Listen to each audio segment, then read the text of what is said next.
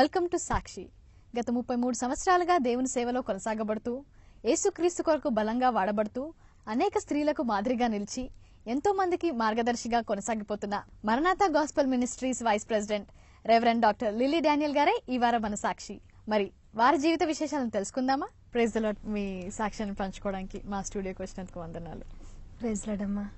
దేవుడిచ్చిన అవకాశాన్ని బట్టి దేవునికి వందనాలు చెల్లిస్తూ ఉన్నాను. మరి ముందుగా మీ బాల్యాన్ని గురించి, మీ కుటుంబం గురించి తెలియజేయండి. నేనైతే ఒక హిందూ కుటుంబంలో జన్మించాను. మా తండ్రి గారు హైదరాబాద్ లో హకీంపేటలో ఎయిర్ ఫోర్స్ లో పనిచేసేవారు. నేను ఎయిర్ ఫోర్స్ క్వార్టర్స్ లో పుట్టాను. నా తర్వాత చెల్లి 3 years తర్వాత పుట్టారు. మేము హిందువులుగా ఉంటూ అనేకమైన పూజలు చేస్తూ నాన్నగారు మమ్మీ కూడా. మీరిద్దరు కుమార్తెలు? మా డాడీ మమ్మీకి మేము ఇరువురు కుమార్తెలమే. మమ్మీకి డాడీ కొడుకులు లేరు. నేను పెద్ద కుమార్తెను. నా తర్వాత చెల్లి 3 years తర్వాత పుట్టారు. మేము పుట్టిన కొంతకాలానికి కొన్ని ప్రాబ్లమ్స్ వచ్చాయి డాడీ మమ్మీకి. దాని వలన మమ్మీని తాతయ్య గారు మిలిటరీలో పనిచేసేవారు. అప్పుడు బ్రిటిషర్స్ కాలంలో 6 బట్టి నాన్నగారికి ఎయిర్ ఫోర్స్ లో జాబ్ వచ్చింది. ఆ కారణం చేత మేము కొంతకాలం ఆంధ్రాలో ఉండటం జరిగింది. మమ్మీ డాడీకి ఉన్న అండర్స్టాండింగ్స్ బట్టి తాతయ్య గారు మమ్మల్ని ఆంధ్ర తీసుకెళ్ళటం, అక్కడే దాదాపు 12 సంవత్సరాలు. మీ స్టడీస్ అంతా అక్కడే? 12th year వరకు అక్కడే జరిగింది. అంటే నేను 3 years అప్పుడు వెళ్ళాను. నాకు 12th year వచ్చే వరకు అక్కడే ఉన్నాను. 7th class వరకు అక్కడ చదివాను. 8th standard నుండి తిరిగి హైదరాబాద్ రావటం, 8th నుండి BA వరకు మళ్ళీ హైదరాబాద్ లో చదవటం జరిగింది. అంటే మీరు క్రీస్తుని ఎరగని కుటుంబంలో జన్మించారు. మరి క్రీస్తు మీకు ఎలా పరిచయం అయ్యారు? వారంలో 4 దేవతలకు ఉపవాసం ఉండి పూజలు చేసేవారు కనుక మేము స్కూల్కి వెళ్ళిపోగానే పూజ గదిలోకి వెళ్ళిపోయారు. తిరిగి మేము స్కూల్ నుండి వచ్చే వరకు ఆ గదిలో నిష్టగా పూజ చాలా నిష్టగా చేసేవారు. రామాయణం, మహాభారతం, భగవద్గీత చదువుతూ పూజలు చేస్తూ అక్కడే తన సమయం అంతా గడిపేవారు.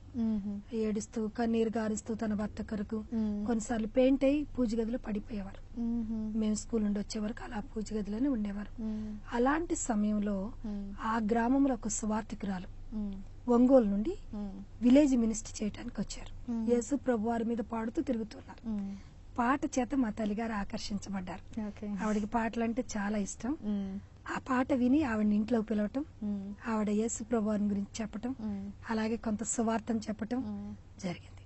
మా తల్లిగారికి చాలా ఇంపుగా అనిపించాయి ఆ మాటలు. రండి, రేపు కూడా 12 తర్వాత వస్తే నేను ఫ్రీగా ఉంటాను, మీరు 3 గంటల వరకు ఎంతైనా యేసు ప్రభు వారి గురించి చెప్పొచ్చు అన్నారు. అలాగే 2వ రోజు ఆవిడ వచ్చి మరికొంత చెప్పారు. 3వ రోజు కూడా రమ్మని కోరారు మమ్మీ. 3rd day కూడా ఆవిడ వచ్చి చెప్తూ ఉండగా మా అమ్మమ్మ గారు పొలం నుండి వచ్చారు. వచ్చి ఆవిడని భయంకరంగా తిట్టేసి, నువ్వు వెళ్ళిపో, మీ మాలా మాదిగ పల్లిలో చెప్పుకో, ఇక్కడ మా దగ్గర చెప్పొద్దు, మాకు 33 కోట్ల దేవతలు ఉన్నారు, మీ దేవుడిని నమ్ముకోవాల్సిన పని మాకు లేదు అని చెప్తే ఆవిడ వెళ్ళిపోతూ ఒక చిన్న క్రొత్త నిబంధన మమ్మీకి న్యూ టెస్టిమెంట్ ఇచ్చేసి వెళ్ళిపోయారు. మీరు చదువుకున్న వారు దాన్ని చదువుకోండి, యేసుప్రభు వారి గురించి మీకు తెలుస్తుందని చెప్పారు. మమ్మీ స్టార్ట్ చేశారు. కానీ మీ మమ్మీ మాత్రం ఆకర్షితురాలయ్యారు, చాలా ఆకర్షితులయ్యారు. ఎప్పుడైతే ఈ న్యూ టెస్టిమెంట్ చదవటం మొదలు పెట్టారు ఇంకా స్ట్రాంగ్ బిలీవర్ గా మారిపోయారు. మాథ్యూ 7:7 అడుగుడి మీకు ఇవ్వబడును, వెదకుడి మీకు దొరుకు, తట్టుడి మీకు తీయబడు, అడుగు ప్రతివాడును పొందునన్న మాట చేత పట్టబడ్డారు. అడుగు ప్రతివాడు పొందునన్నది ఎవరైనా అడగొచ్చు కదా, మరి ఇది ఫలాని వారికే పరిమితం అనేది లేదు కదా. ఇక్కడ నాకు ఒక సమస్య ఉంది, నేను అడుగుతాను, ఈ దేవుడు ఆ సమస్యను నన్ను విడిపిస్తే జీవితకాలం నేను ఈ ప్రభుని సేవిస్తాను. ఇంట్లో తెలియకుండానే బైబిల్ చదువుకుంటూ ప్రార్థన చేసేవారు. చాటుగా చదువుకుంటూ మార్కు సువార్త 16 వరకు వచ్చారు. నమ్మి బాప్తిసం పొందినవాడు రక్షించబడను, నమ్మనొల్లని వానికి శిక్ష. అక్కడ గట్టిగా అమ్మమ్మ గారితో కొట్లాడారు, గొడవ పెట్టుకున్నారు. మమ్మీ నేను బాప్తిసం పొందుతాను. మీ వయసు ఎంత అప్పుడు? 12 సంవత్సరాలు. 11 కంప్లీట్ అయ్యి ఎంటర్ అయ్యాను అంతే 12th లో. ఆ టైంలో మమ్మీ అమ్మమ్మ గారితో ఆ మాట చేత మరలా 2nd time పట్టబడి నేను బాప్తిసం పొందుతా అన్నప్పుడు ఇంట్లో పెద్ద గొడవ ప్రారంభమైంది. బాప్తిసం పొందితే బొట్టు తీసేయాలి. బొట్టు ఎవరు తీస్తారు? భర్తలు చనిపోయిన వాళ్ళు తీస్తారు. నీ భర్త నీ అత్తగారు పర్మిషన్ ఇస్తే తప్ప నువ్వు బాప్తిసం తీసుకోవటానికి వీల్లేదని అమ్మమ్మ గారు. నాకు మనశ్శాంతి ఇక్కడ దొరికింది. గతంలో 4 దేవతలకి ఉపవాసం ఉండి పూజలు చేసి రామాయణ మహాభారతం చదివినప్పుడు ఆయన మనశ్శాంతి నాకు ఇప్పుడు కలిగింది గనక నేను తీసుకుంటానని మమ్మీ. ఇద్దరి మధ్య గొడవ మొదలైంది. ఇంకా మమ్మీ 3 రోజులు భోజనం మానేసి మంచం ఎక్కేశారు. మాకు స్కూల్ లేవు, జడలేయటం లేదు, టిఫిన్లు కట్టడం లేదు, ఏం లేదు. మమ్మీ తర్వాత పెద్ద మామయ్య గుంటూరులో నల్లబాడులో ఇంజనీరింగ్ చదువుతున్నారు. ఆయన ఇంటికి వచ్చారు. మనశ్శాంతి కొరకు మతాన్ని పుచ్చుకుంటానంటే నువ్వెవరమ్మా ఆపటానికి, అక్కేం తప్పు చేయట్లేదు కదా అని మమ్మీ దగ్గరికి వచ్చి, రెండక్క మిమ్మల్ని ఏ చర్చి దగ్గర దించమంటే గుంటూరులో ఆ చర్చి దగ్గర దించుతాను, మీరు చక్కగా వెళ్ళిపోవచ్చు చర్చికి, దాని కొరకు నువ్వు భోజనం మానేసి ఇలా ఉండాల్సిన అవసరం లేదని చెప్పారు. ఇంకా వెంటనే మమ్మీ లేచారు. సాటర్డే ఆయన వచ్చారు, సండే ఇద్దరు కలిసి గుంటూరు వెళ్ళిపోయారు.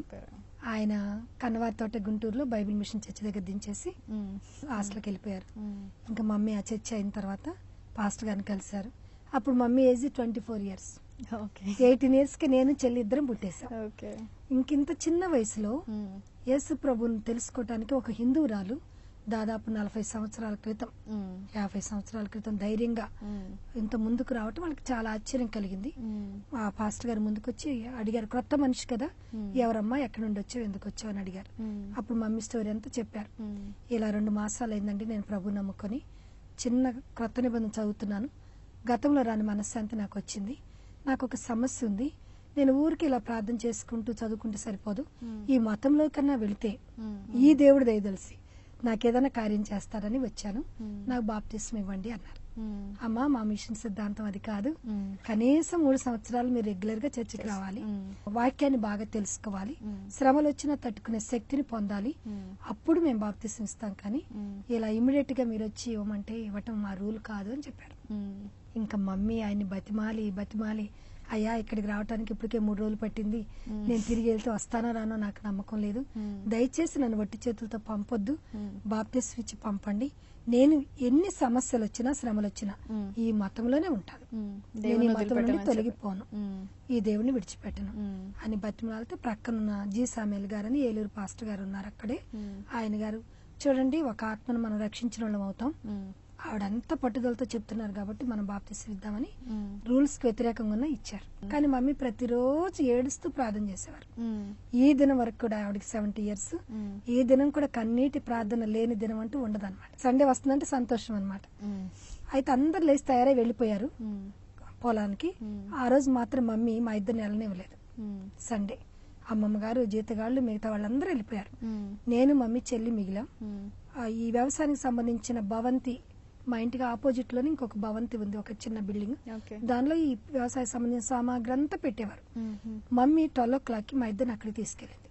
చక్క తలంట్లు పోసింది, మంచి ఫ్రాక్స్ వేసింది, ఇద్దరికి చాలా పొడవైన జుట్లుండే, ఇద్దరిని చక్కగా తయారు చేసింది, గౌన్లు వేసింది, తీసుకెళ్లి ఈ రోజు మీరు నాతో ప్రార్థనలో కూర్చోవాలని చెప్పింది. అదే ఫస్ట్ టైం మమ్మీతో ప్రార్థనలో కూర్చోటం.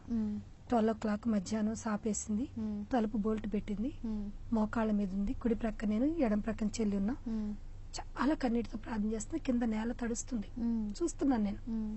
సడన్ గా చిన్న వెంటిలేషన్ ఉంది ఆ గదికి, ఆ గదిలో నుండి ఒక లైట్ రావటం ప్రారంభించింది. మీరు చూస్తున్నారు, నేను చెల్లిద్దరం కళ్ళు తెరిచి చూసాం. అదేంటో మాకు తెలీదు, అసలు ఆ గ్రామానికి కరెంటే లేదు ఆ దినాల్లో. ఏంటి ఒక పవర్ లాగా వస్తుంది, ఎక్కడి నుండి వస్తుంది ఇదని ఇలా చూస్తున్నాం, మాకు అర్థం కాలేదు. అది బ్రాడ్ అవుతా ఉంది, మా ముగ్గురు చుట్టూ తిరుగుదంతా వచ్చేసింది, ఆ గదంతా నిండిపోయింది, ముఖ్యంగా మా ముగ్గురు చుట్టూ తిరుగుతా ఉంది, అది తిరిగే కొలది బ్రాడ్ అవుతా ఉంది. ఆ పవర్ కి తట్టుకోలేక నేను భూమికి ఆకాశానికి ఎగురుతా ఉన్నాను, మోకాళ్ళ మీదనే ఉన్నాం. నాకు తెలియకుండానే నా నోటి నుండి కొన్ని మాటలు వస్తా ఉన్నాయి. ప్రభు మమ్మీతో మాట్లాడుతున్నారన్నమాట. కానీ అది హోలీ స్పిరిట్ ఉందన్న సంగతి గాని, హోలీ స్పిరిట్ మాట్లాడతారన్న సంగతి మాకు తెలియదు. అసలు మేము బైబిల్ ముట్టుకోలేదు, చదవలేదు. మమ్మీ మాత్రమే 2 months అయింది అది చదవబట్టి.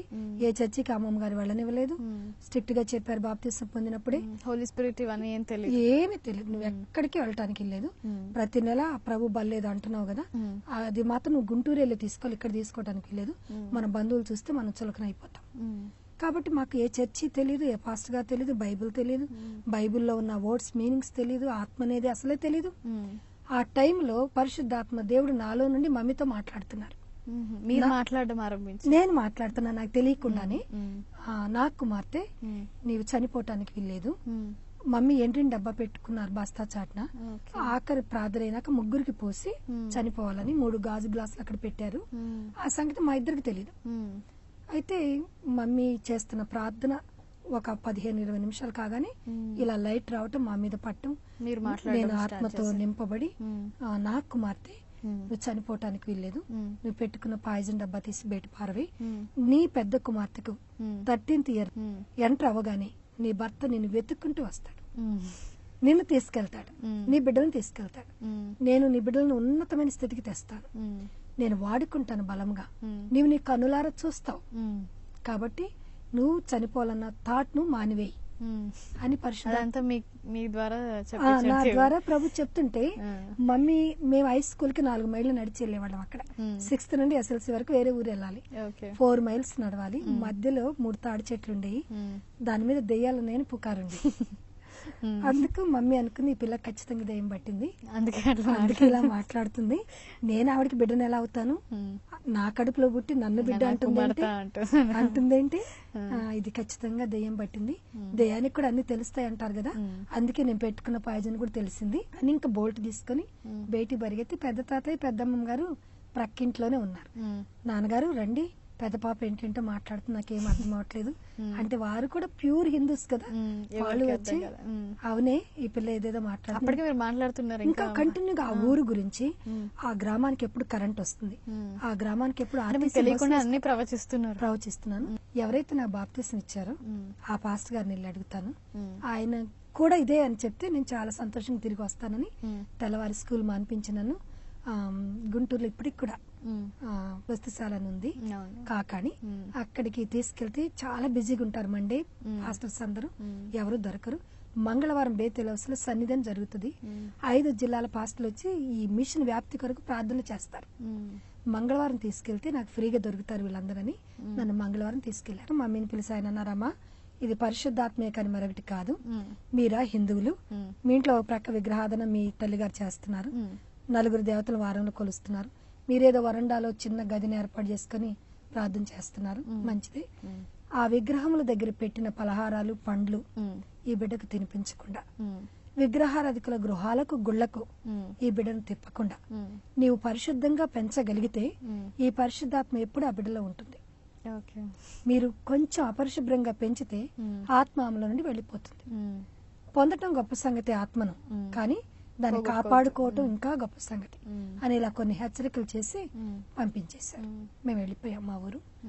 వెళ్ళిపోయిన సాయంత్రానికి మీకు అర్థమైంది అసలు అదంతా ఏంటి, నాకేం అర్థం కావట్లేదు, వింటున్నాను అంతే, ఆయన చెప్పేది వింటున్నాను. కొన్ని అర్థమవుతున్నాయి, అంటే ఇట్లా ఉండాలి, ఇలా ఉంటే ఆత్మ ఎప్పుడు మనలో ఉంటది, మనం కొంచెం విగ్రహారాధన వైపు మళ్ళీ ఆత్మలోంచి పోద్దని అర్థమైంది. ఇంటికి వెళ్ళిపోయాం. 5 o'clock చేరాం ఈవినింగ్. చేరిన తర్వాత ఒక అరగంట అట్లా రెస్ట్ తీసుకున్న తర్వాత పరిశుద్ధాత్మ దేవుడు నాతో మాట్లాడుతా ఉన్నారు. మీరు ప్రార్థించుకున్నారు ఇది అయినప్పుడు, దేవా ఏంటి నాకేంటి ఇలా అవుతుంది దేవుడు అని? నాకు అసలు అర్థం అవ్వలేదు. నేను నిన్ను కోరుకోలేదు, అడగలేదు, నాకు ఇవ్వమని అడగలేదు, ఎందుకు ఇలా జరిగింది నాకు అర్థం కాలేదు. కానీ ఒక్కడ చెప్పారు, మీ మమ్మీ కొరకు నా ఆత్మను నీలో పెడుతున్నానని చెప్పారు. తర్వాత ఆ రోజు సాయంత్రం మరలా నేను పడుకొని ఉన్నాను, రెస్ట్ తీసుకున్న మంచం మీద. ప్రభు అంటున్నారు, నువ్వు లేగు 7 o'clock స్టార్ట్ చేయి ప్రేయర్, 7 to 10 ప్రతి దినము నాతో గడపాలి, నీవు మీ మమ్మీ మీ చెల్లి అని చెప్పారు. మాట్లాడేది దేవుడు అని మీకు అర్థమైంది? అవుతుంది, నాకు ఇన్నర్ గా నాతో మాట్లాడుతున్నా, ఒక మనిషి మాట్లాడినట్టే మాట్లాడుతున్నారు అని చెప్తే మమ్మీతో చెప్పాను. తప్పకుండా మనం అంతకన్నా భాగ్యం అన్నారు మమ్మీ. అప్పటికి మీరు ప్రార్థించడం కూడా తెలియదు అసలు, అప్పుడు ఎప్పుడు ఇంత అదే ఫస్ట్ టైం పాయిజన్ తీసుకునే రోజే మమ్మీతో కూర్చోటం. కానీ ప్రభు అద్భుత రీతిగా ఆయన రివీల్ చేయటం, ఆ ఆత్మతో ఫిల్ చేయటం. ఇంకా నేను స్కూల్కి వెళ్తే కూడా స్కూల్లో కూడా ఆత్మ వచ్చేది, ప్రవచించేవాళ్ళ. ఇంకా నేను ఇట్లా కంట్రోల్ చేసుకోలేకపోయేదాన్ని, షివర్ అవుతా ఉండేది బాడీ అంతా. 10:30కి ఇంటర్వ్యూలు ఎప్పుడు అవుతుందా అని ఎదురు చూసేదాన్ని. మరి ఇవన్నీ జరుగుతున్నప్పుడు, అంటే పరిశుద్ధాత్మ రావడం, మీకు అన్ని ప్రవచనాలు, మీరు చెప్పింది అలా జరగడం, చిన్నపిల్లలాగా మరి మీరు దానికి ఎలా రియాక్ట్ అయ్యారు?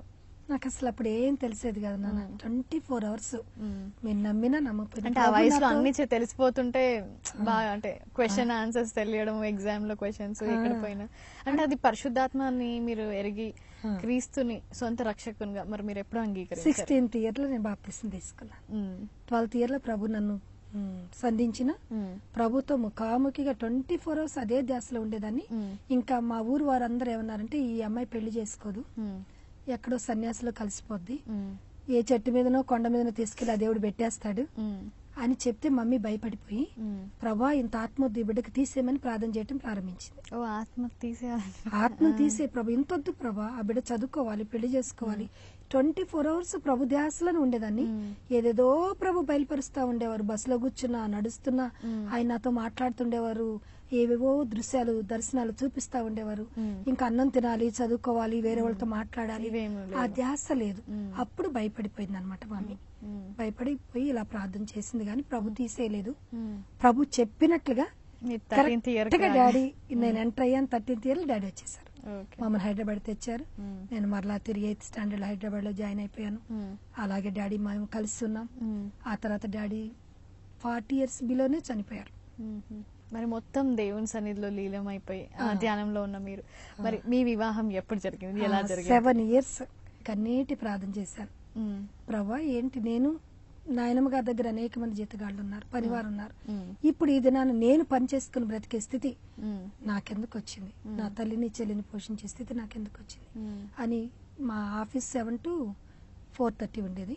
4:30కి మాకు బస్సు ఉండేది, ఆఫీస్ బస్సు. రాగానే ఇంటికి రాగానే కాళ్ళు కడుక్కుని ముందు సాష్టాంగపడి దేవుని సన్నిధిలో ఆ ప్రార్థన గదిలో కన్నీరే ఒక 1 hour. ఎప్పుడు మమ్మల్ని దీవిస్తావు, ఎప్పుడు నీ సేవలు వాడుకుంటావు, ఎప్పుడు మమ్మల్ని పైకి లేవనెత్తుతావు, ఈ స్థితి నుండి ఎప్పుడు విడిపిస్తావు అని ఇలా ప్రార్థన చేస్తూ ఉండగా 7th year లో పమ్మి డానియల్ గారు మదర్ మా ప్రక్క వీధిలో ఉండేవారు. ఆవిడ పమ్మి డానియల్ గారు జాబ్కి వస్తే హైదరాబాద్ కి ఆయనకు వంట చేసి పెట్టడానికి ఆవిడ వచ్చారు. పాస్టమ్ గారు ఆవిడ. అప్పటికే దేవుడు ఆంధ్ర రాష్ట్రం అంతా కూడా ఆ రంగూన్లో దేవుడు వారిని రక్షించి అద్భుతంగా వాడుకుంటున్నారు. 11 months ప్రేయర్ లో పెట్టాం. వాళ్ళు పెట్టారు, మేము పెట్టాం. ఆ తర్వాత 11th month లో మా మామగారు పమ్మి ప్రభుదాస్ గారని ఆంధ్ర క్రైస్తవ కీర్తనలో కూడా ఇప్పటికి వారి పాటలు ఉన్నాయి. ఆయన వచ్చారు ఇంటికి. అమ్మా, నా కుమారుడు ఎంతో ఇష్టపడుతున్నాడు, మీ కూతుర్ని దయచేసి మీరు కాదనకండి అని అడిగినప్పుడు మమ్మీకి సేవకులు అంటే చాలా ఇష్టం. ఇంత పెద్ద గొప్ప దైవజనుడు నా ఇంటికి వచ్చి అడగటం ఏంటి, నేను నా బంధువులు, నా తల్లి, నా తమ్ముళ్ళు ఎవ్వరూ రాకపోయినా నేను ఇస్తానని ఆయనకి సడన్ గా మమ్మీ మాట ఇచ్చేసారు. అప్పటి వరకు 11 నెలలు ఇవ్వను ఆవిడ. మరి ఆయన చూడగానే మరి వారి ప్రార్థన, మా ప్రార్థన, దేవుడు నాకు 7 types లో రిలీజ్ చేశారు.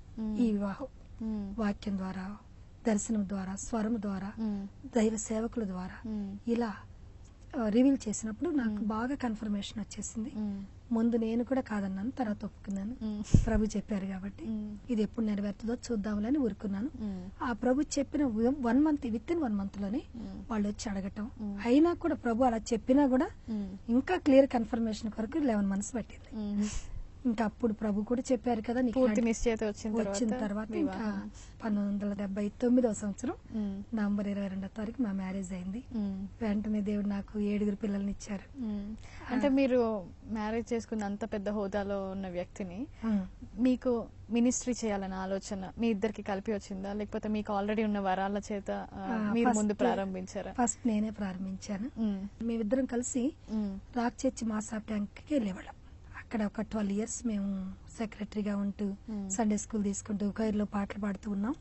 కానీ ప్రభు నాతో స్పష్టంగా ఒక ఊటీకి వెళ్తున్నాం. నేను, మా వారు, మా 2 పిల్లల్ని ఊటీలో జాయిన్ చేశాను స్కూల్లో. ఊటీకి వెళ్తున్నప్పుడు ప్రభు, అప్పటికే 3 years అయింది వాళ్ళు జాయిన్ అయిపోయి, తిరిగి మళ్ళీ వాళ్ళని దించడానికి వెళ్తున్నాం జూన్ లో. అప్పుడు స్వయంగా స్పష్టంగా ప్రభు ట్రైన్ లో మాట్లాడారు. బిడ్డ, నేను పిలిచిన పిలిపేంటి, నువ్వు చేస్తున్న సేవ ఏంటి అని అడిగారు. ఏంటి ప్రభా, నేను సండే స్కూల్ తీసుకున్నాను, క్వైర్లో పాటలు పాడుతున్నాను, చందా లెక్క పెడుతున్నాను, చర్చి క్లీన్ చేస్తున్నాను, అందరికన్నా ముందు వస్తున్నాం, అందరికన్నా లాస్ట్ లో వెళ్తున్నాం, ఒకే హాస్పిటల్ కన్నాను, ఒకే చర్చిలో డెడికేట్ చేశాను, ఎంత పెద్ద కడిపేసుకుని క్వైర్లో పాడుతున్నాను, మరి చందా లెక్క పెట్టి పాస్టర్ గారికి అన్ని అప్పచెప్పి లాస్ట్ లో వెళ్తున్నాం, మరి ఎంతో చక్కని డొనేషన్స్ ఇస్తున్నాం, మరి ఇంకేంటి ప్రభానా, నేను నిన్ను పిలిచింది అది కాదు కదా, నిన్ను పిలిచిన పిలిపేంటి, నువ్వు దీనితోనే మురుస్తున్నావా, నువ్వు బయటికి రా, 1000 ఆత్మలు నీకు అప్పగిస్తానని చెప్పారు. ట్రైన్ లోనే చెప్తున్నారు ఇవన్నీ. మేము క్యాబిన్ తీసుకున్నాం, ఎందుకంటే వీళ్ళందరూ పిల్లలు చక్కగా ఎంజాయ్ చేయడానికి 2 days ట్రైన్. అప్పుడు ఆ దినాలు twice ఉండేది వీక్లీ కొచ్చిన్ ట్రైన్స్. ఆ క్యాబిన్ తీసుకున్నాం చక్కగా ఎంజాయ్ చేసుకోవటానికని. నేను విండో పక్కన కూర్చున్న ప్రభు స్వరం వింటున్నా. అయ్యగారు ఎక్కడో ఉన్నారు. అప్పుడు ఆయన దగ్గరికి వెళ్ళి ప్రభు నాతో మాట్లాడుతున్నారు, మన సేవ చేయమన్నారని చెప్పాను. సేవ అంటే శ్రమలు, నీకు తెలుసో లేదు, మా తల్లిదండ్రుల కఠినమైన శ్రమలు అనుభవించారు. అందుకే ప్రభు నేను అడిగాను, నాకు మంచి ఉద్యోగం ఇస్తే నా తల్లిదండ్రులు సుఖ పెడతాను, నా టైత్ 90% నీకు ఇస్తాను, 10% నేను ఉంచుకుంటాను అని దేవుని సభలో ప్రమాణం చేశాను. అప్పుడు ప్రభు నాకు ఈ జాబ్ ఇచ్చారు ఆర్టీఓగా. కనుక సేవ చేయటం నాకు ఇష్టమే, కానీ సేవ చేసే వాళ్ళకి సహాయం చేయటం ఇష్టం, కానీ సేవలోకి మాత్రం కంప్లీట్ ఫుల్ టైం మినిస్ట్రీ రావటం నాకు ఇష్టం లేదు. ఎందుకంటే నేను అనేకమైన శ్రమలు చూశాను మా తల్లిదండ్రులు అని చెప్పారు. ఇంకా నాకు ఒక థాట్ ఇచ్చారు ప్రభు, ఈయన ఎలాగ వినట్లేదు, నా చిన్నతనంలో ప్రభు నాకు ఫ్రైడే మినిస్ట్రీ ఇచ్చారు కదా, ఈవినింగ్ మినిస్ట్రీ, అది స్టార్ట్ చేస్తాను ముందు అనుకుని మేము ఒక బిల్డింగ్ కొన్నాం ఇందిరా పార్క్ దగ్గర. అది ఖాళీగా ఉంది, ఆ బిల్డింగ్ లో స్టార్ట్ చేశాను. Every Friday healing prayer. ఆ హీలింగ్ ప్రేయర్ కూడా నేను ఎవరిని పిలవలేదు, నేను తీసుకొని వెళ్ళాను. ఆ 1 month బేబీతో స్టార్ట్ చేశాను. డైపర్స్, వాటర్ బాటిల్ అన్ని తీసుకుని వెళ్ళేదాన్ని. 12 to 4 వరకు అక్కడ ఉండేదాన్ని. మళ్ళీ 4 కల్లా ఇంటికి వచ్చేదాన్ని, పిల్లల స్కూల్ నుండి వచ్చే వరకు ఇంట్లో ఉండేదాన్ని. ఇలా స్టార్ట్ చేశాను. మమ్మీ, నేను, చెల్లి, మరొక 4 స్త్రీలు, 7గురితో స్టార్ట్ చేశాను. మొదటి ప్రేయర్కే మా పాటలు విని ఆ వీధిలో వాళ్ళు వచ్చి కూర్చున్నారు, ఎవరిని పిలవలేదు. అందులో ఆ ఏరియా పూజారి మనవరాలు ఒక ఆవిడ సక్కుబాయ్ అని, ఇంత కుంకుమ పోసుకుని ఇంత పొడుగు బొట్లు పెట్టుకుని 4-5 వచ్చి కూర్చున్నారు. కళ్ళు తెరిసరికి నా ఎదురుగున్నారు ఆవిడ. అమ్మ, ఏంటి మీరెవరు, ఎందుకు వచ్చారన్నాను. అమ్మ, మీ పాటలు విని వచ్చాం, మరి మీరు ప్రార్థన చేయండి, నాకు ఆస్తమా ఉంది అని చెప్పారు. ఆ దినాల్లో 22 years బ్యాక్ 400 rupees ఆవిడ ప్రక్కన పెట్టేవారట ఈ మెడిసిన్స్ కొరకు, ఆస్తమా కొరకు. ప్రార్థన చేయండి అమ్మ అంటే ప్రార్థన చేశాను. Instant healing. నెక్స్ట్ వీక్ ఆమె ఒక 5గురిని తీసుకుని వచ్చాను. ఇలా మా మినిస్ట్రీ స్టార్ట్ అయ్యి 6 months లో మేము ఉన్న గది సరిపోలేదు. అప్పుడు 6 months తర్వాత ఈస్టర్ వచ్చింది. ఈస్టర్ సండేకి నా దగ్గరికి వచ్చే వాళ్ళందరూ గొడవ చేశారు. నేను 6 months తర్వాత ఏం చేశానంటే సండే ఈవినింగ్ పెట్టడం మొదలు పెట్టాను. సండే కూడా స్టార్ట్. ఫ్రైడే వచ్చిన వాళ్ళందరూ అడుగుతున్నారు, మేము ఇంకెక్కడికి వెళ్ళామమ్మా, సండే మీరు మాకు పెట్టాలంటే. సండే అయ్యగారు మార్నింగ్ అటు వెళ్ళాలి అన్నారు కదా, అందుకని ఈవినింగ్ కి పెట్టుకున్నాం. ఒక 2 weeks 3 weeks అయ్యే వరకు ఈస్టర్ వచ్చింది. ఈస్టర్ రాగానే వాళ్ళందరూ గట్టిగా పట్టుకున్నారు, అయ్యగారండి మీరు తప్పకుండా మాకు సండే మార్నింగే ఈస్టర్ సర్వీస్ పెట్టాలి, పండగంతా అయిపోయిన సాయంత్రం పెడతారా మీరు మా దగ్గరికి వచ్చి. అలా కుదరదు. ఈవినింగ్ సర్వీసెస్ లో మీరే వాక్యం ఇద్దరు, అయ్యగారు పాస్టర్ గారి కొడుకు, ఆయన పాటలు రాస్తారు, పాడతారు, ప్రసంగాలు చేస్తారు, కాకపోతే సేవ చేయటం ఇష్టం లేదు. అంటే ఉద్యోగం చేస్తూ చేయాలనేది ఆయన ఉద్దేశం. ఇట్లా ఫుల్ టైం రావటం ఇష్టం లేదు. తనే ప్రసంగం చేసేవారు, తను లేనప్పుడు నేను చేసేదాన్ని, అలా అనమాట. అప్పుడు ఇంక గట్టిగా పట్టుకునే వరకే నేను చెప్పలేదు వాళ్ళకి, ఇలా మీరు అడగండి అయ్యగారిని. దేవుడే కార్యం చేశాడు, వాళ్ళు గట్టిగా అడిగారు, ఆయన ఒప్పుకున్నారు. ఈస్టర్ సండే నుండి 93 సండే మార్నింగ్ సర్వీస్ స్టార్ట్ అయిపోయింది. ఇప్పుడు ఇది ఎక్కడ ఆరంభించారు? అది సేమ్ ఇందిరా పార్క్ దగ్గర, Indira park near Indira park దగ్గర మా హౌస్ ఒకటి ఉంది. అది మేము స్టార్ట్ చేసాం, సరిపోలేదు. వెంటనే ఆ బిల్డింగ్ ని కూలగొట్టి ఒక పెద్ద చర్చిని కట్టాం. అది కూడా మేము కట్టలేదు. 10,000 ఒక మలయాళీ ఇంజనీర్ వచ్చారు, అమ్మ ప్రభు మీ దగ్గరికి వెళ్ళమన్నారని చెప్పారు. ఆయన వచ్చారు, మేము ఒక హాల్ వేయమని పిలిచాం. ఆయన అన్నారు 3 floors కడతానన్నారు. మా దగ్గర 10,000 తప్ప ఎక్కువ లేదని చెప్పాం. ఓకే, అది ఇచ్చేయండి చాలు, మిగతా నేను చూసుకుంటానన్నారు. 10,000 ఆయన చేతిలో పెట్టాం, ఆయన స్టార్ట్ చేశారు. మా వారు బ్రేక్ ఇన్స్పెక్టర్ గనక ఇంకొక బ్రేక్ ఇన్స్పెక్టర్ గారు 400 సిమెంట్ బస్తా తన ఇంట్లో అకామిడేట్ చేయలేక మా దగ్గర పంపారు. అదే టైంలో మేము చర్చి కడుతున్నాం, దానికి వాడుకోమని చెప్పారు. అలా వాడేసాం. ఇలా దేవుడు ప్రొవైడ్ చేశారు. అలా చర్చ అయిపోయింది. ఇప్పుడు ఇది నాన్న ప్రతి ఆదివారం 500 మంది ఆరాధనకు వస్తున్నారు. ప్రతి శుక్రవారం 100-120 మంది ఖచ్చితంగా ప్యూర్ ఫాస్టింగ్ నుండి వస్తారు. 4 కార్నర్స్ నుండి వస్తారు, విలేజెస్ నుండి వస్తారు. ప్రతి మంగళవారం మా ఇంట్లో సన్నిధి జరుగుతుంది. శుక్రవారం ఫాస్టింగ్ అండ్ హీలింగ్ ప్రేయర్ చర్చిలో జరుగుతుంది. సండే సర్వీస్ చర్చిలో జరుగుతుంది. ఇలా దేవుడు అన్నిటిని మీరు దగ్గర అన్ని నేను దగ్గర చూసుకున్నా. నా మినిస్ట్రీ కాక all over Andhra Pradesh all denominations women speaker గా వెళ్తాను. అలాగే యుఎస్ కూడా దేవుడు నన్ను ఉమెన్ స్పీకర్ గా తీసుకెళ్లారు. 3 times వెళ్ళాను. 25 states లో దేవుని వాక్యం అందించడానికి దేవుడు కృప చూపించారు.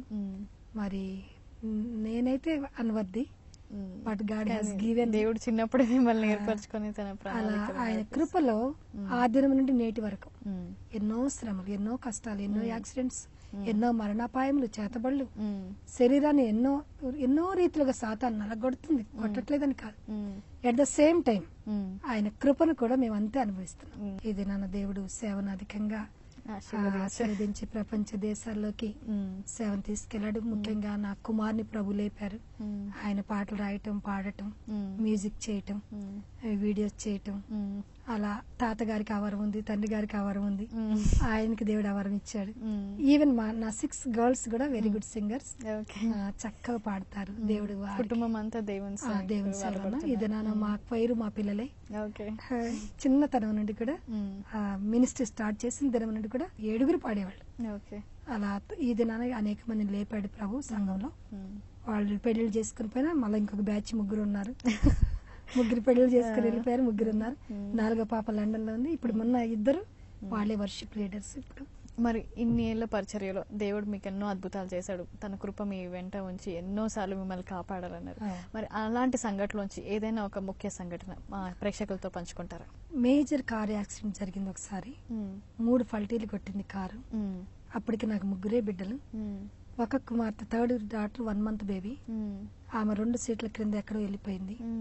కారు డోర్స్ ఓపెన్ అయిపోయాయి, ఫ్రంట్ డోర్ ఊడి పడిపోయింది, బ్యాటరీ ఎగిరిపోయి పొలంలో పడిపోయింది.